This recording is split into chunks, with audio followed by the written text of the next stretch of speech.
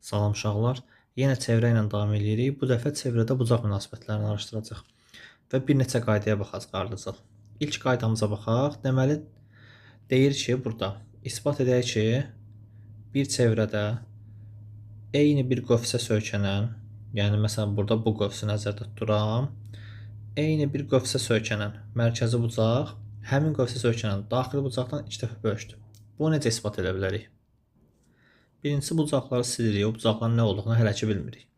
Demək mən bu mərkəz nöqtəsindən yuxarıya doğru bir dənə radius çəkirəm.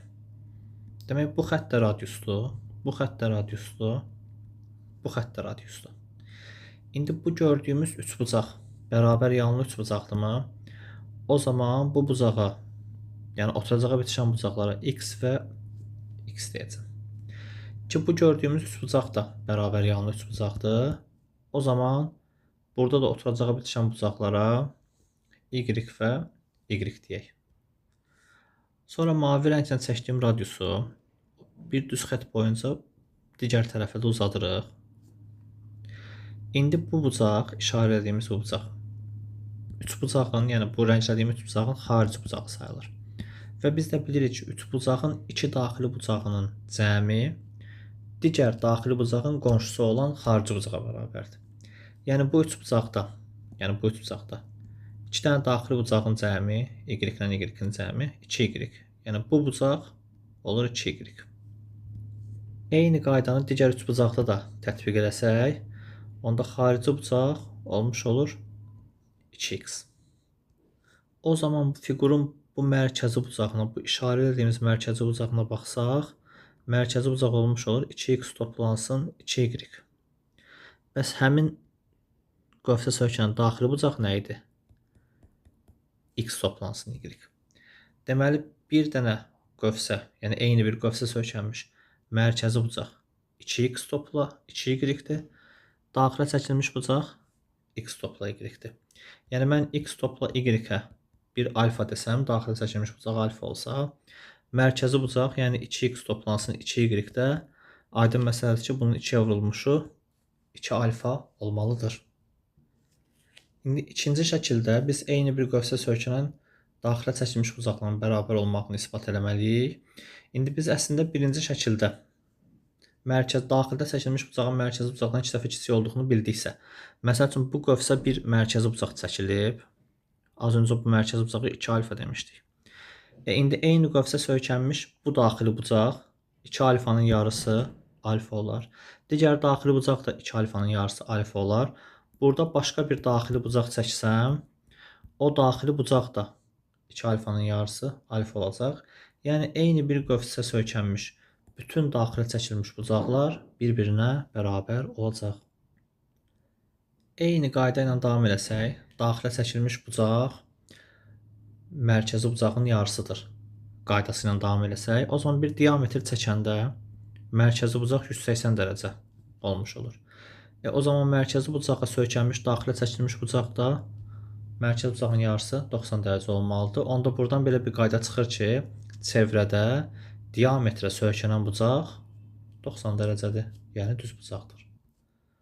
Dördüncü bir qayda, çevrədə 2 dənə kəsən çəkilsə, 2 kəsənin arasındakı bucaq x olsa, uzaqdakı xarici bucaq alfa, xarici bucaq deyirəm, uzaqdakı qövs alfa, yaxındakı qövsün dərəcəsi də beta olsa, bu x nəyə bərabərdir? Deməli biz burada ya belə, ya da belə birləşdirməliyik ucdakı nöqtələri. İndi birinci çəkdiyimi çəkim, oradan davam eləyək. Bu şəkildə birləşdirdim. İndi qövsün dərəcə ölçüsü alfadırsa, ki qövsün dərəcə ölçüsü nə deməkdir? Bayaqki şəkillərdə onu demədim. Mərkəzi bucağın dərəcə ölçüsü nədirsə, mərkəzi bucağın söykəndiyi qövsün dərəcə ölçüsü də odur. Qaydalarda bilirik əslində bunu.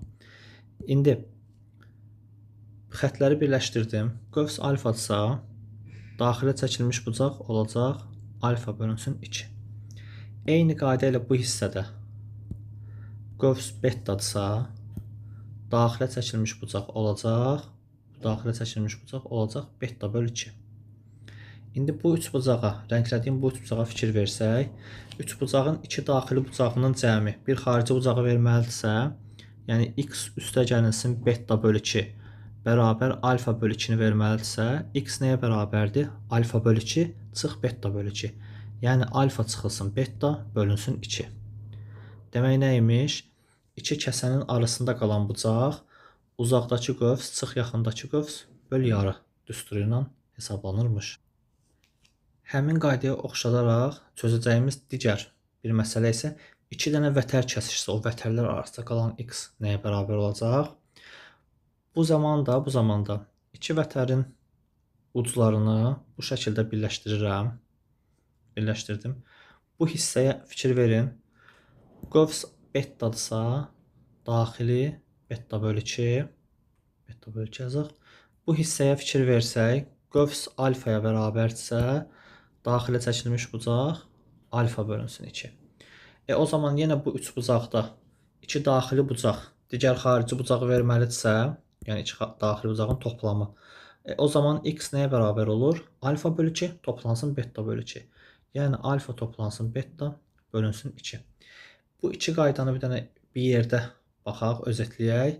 Demək nəymiş? Əgər iki dənə vətər kəsişsə, arada qalan x bucağını tapmaq üçün kənardakı qövsləri toplayıb yarı bölmək lazımdır. Əgər iki dənə kəsən kəsişsə, kəsənlərin arasında qalan bucağı tapmaq üçün uzaqdakı qövsdən yaxındakı qövsü çıxıb yarı bölmək lazımdır. Bu qayda da budur.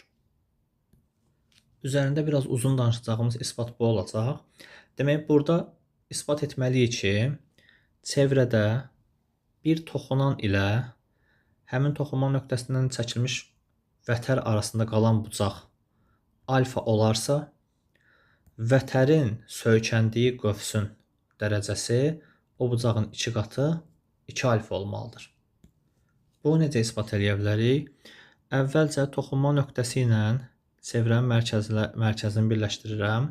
Vətərin digər ucu ilə də çevrənin mərkəzini birləşdirirəm. Birinci bu məlumatı verim ki, sizə, yəni isbat etmədiyimiz o məlumat, bir çevrədə toxunan ilə həmin toxunma nöqtəsinə çəkilmiş radius arasındakı bucaq 90 dərəcə olmalıdır. Bu anlayışı yaddan çıxartmayaq. Sonra isə məsələmizə qayıdaq yenidən.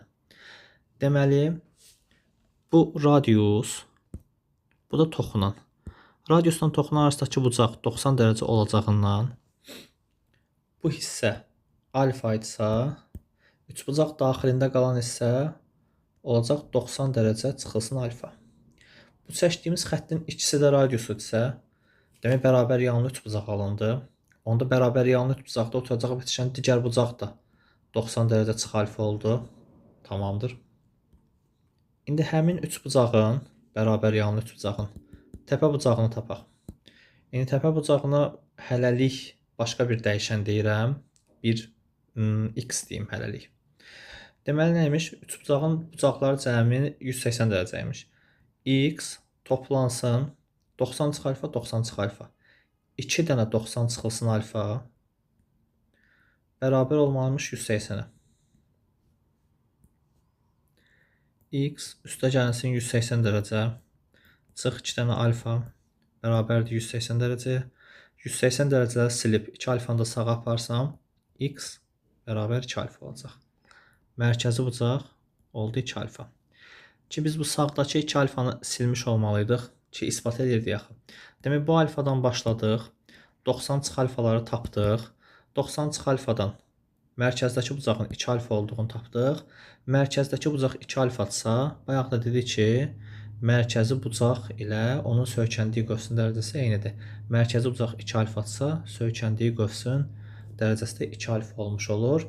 Və özət keçsək, toxunan ilə vətər arasındakı bucaq alfadırsa, vətərin söykəndiyi qövs 2 alfa oldu.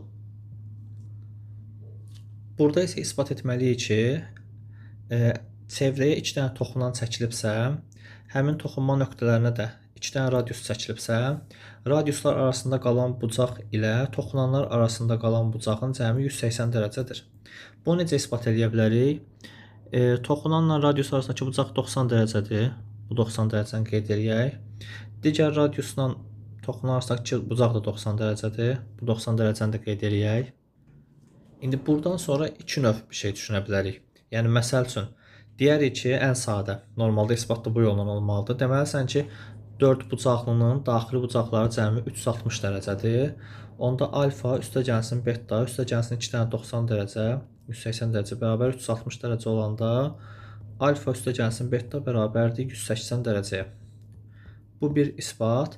Əgər bizdən tələb olunsa ki, bəs 4 bucaqlının bucaqlarının cəmi 360 olduğunu hardan bilirik? O da başqa bir isbat məsələsidir. Amma qısaca deyim ki, 4 bucaqlının bucaqları cəmini tapanda da biz 4 bucaqlı məsəl üçün 2 dənə 3 bucağa bölüb bu 3 bucağın bucaqları cəmi 180, bu 3 bucağın bucaqları cəmi də 180-dir deyib 360 olduğunu göstərə bilərik. Bəs 3 bucağın bucaqları cəmi niyə 180-dir desək də, onda tamam məsələdən kənarlaşmış oluruq. O da başqa bir isbatdır. Onu da ayrı bir videoda göstərərik. Çox sadə bir isbatdır həm də. Buradan da alfa topla betanın 180 dərəcə olmuş olduğunu aldıq bu arada. Və ən sonda bunu isbat edək ki, əgər bir çevrənin daxilinə 4 bucaqlı çəkilibsə, həmin 4 bucaqlının qarşı bucaqlara cəmi 180 dərəcə olmalıdır. Bunu isbat etmək üçün nə edə bilərik? Bunu isbat etmək üçün çevrənin qövslərini fokuslanırıq. Birinci alfa bucağına baxıram. Bu alfa bucağı hara söykənib, hansı qövsə söykənib? Bu alfa bucağının xəttlərinə fikir versək, bu alfa bucağı bax tamamilə bax bu qövsə söykənib. O zaman bu aşağı tərəfdən mavi rənglə rənglədiyim qövsün dərəcəsi 2 alfa olacaq. İlk izahda elədiyimiz mərkəzi bucaq daxildəki bucaqdan 2 dəfə böyük idi. Mərkəzi bucaqda qövs deməkdir. Qövs demək daxildəki bucaqdan 2 dəfə böyükdür. İndi isə beta bucağına fokuslansaq, beta bucağı hara söykənib? Beta bucağı da diqqətlə baxsaq, bax bu qövsə söykənmişdir. Bax, bu qövsə söykənmişdir beta bucağı da. Belə ox işarəsindən ayırım ki, digər qövsə qarışmasın. Beta bucağının söykəndiyi qövsdə, bu ox işarəsindən işarə etdiyimiz qövsdür. O zaman daxilə çəkilmiş bucaqdırsa, beta, qövs 2 beta olacaq. İndi mən 2 alfa ilə 2 betaya baxsam, 2 alfa ilə 2 beta tamamilə bir çevrəni əhatə etmiş olur. Və o zaman 2 alfa ilə 2 betanın cəmi 360 dərəcə olur. O zaman hər tərəfdə 2-yə bölsək, bərabərin hər tərəfini 2-yə bölsək, alfa toplansın beta bərabər 180 dərəcə olmuş olacaq. Və bununla da çevrədə bəzi bucaq münasibətlərinə baxmış olduq. Bu bucaq münasibətləri, bütün çevrədəki bucaq münasibətləri, yəni yalnız bunlardan mı ibarətdir? Yox, başqa bucaq münasibətləri də çıxarda bilərik, başqa qaydalar da çıxarda bilərik. Sadəcə ən çox məsələlərdə işlənən bu 8 dənə qayda idi. Növbəti videolarda daha maraqlı isbatlar olacaq. Sağ olun, izləmədə qalın.